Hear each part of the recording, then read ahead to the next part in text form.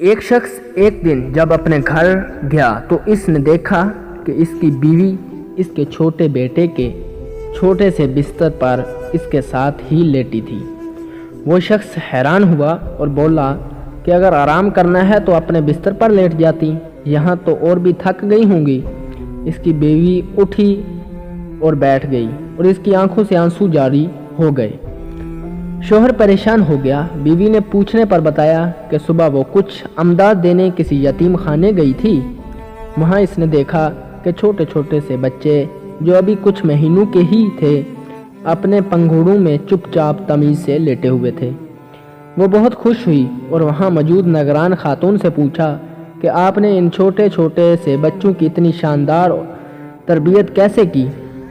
آپ مجھے بھی مشورہ دیں، میرا بھی ایک چھوٹا بچہ ہے۔ اس نگران خاتون نے جواب دیا کہ ہم دعا کریں گے کہ آپ کا بچہ کبھی یتیم نہ ہو اور اللہ تعالیٰ اس کے لیے آپ لوگوں کو زندہ رکھے۔ یہ بچے جب یہاں آتے ہیں تو شروع کے دنوں میں بھوک لگنے پر اور ڈائپر خراب ہونے پر روتے ہیں، مگر ہمارا عملہ اتنا نہیں کہ بچوں کا انفرادی توجہ دے سکے، تو ہم انہیں رونے دیتے ہیں۔ کچھ ہی دنوں میں انہیں عادت ہو جاتی ہے کہ یہاں ان کے رونے سے ان کی حاجت روائی نہیں ہو گئی۔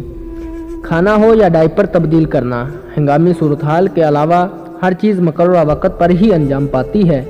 جب وہ یہ بات سمجھ لیتے ہیں تو ان کا رونا کبھی کم اور عموماً بالکل ختم ہو جاتا ہے۔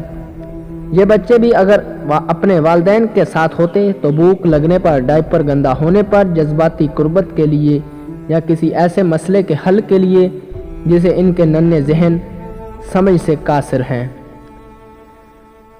رو رو کر اپنے والدین کی توجہ خود پر مبذول کرواتے، ان کی مدد حاصل کرنے کی کوشش کرتے، ان کی محبت کی نرمی اور گود کی گرمی کو محسوس کرتے، مگر کیونکہ ایسا نہیں ہے اور ہم خود بہت مجبور ہیں تو ہم انہیں رونے دیتے ہیں۔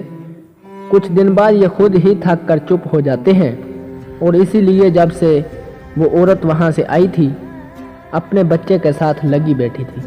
اللہ تعالی ہر اولاد پر اس کے والدین کا سایہ سلامت رکھے، آمین۔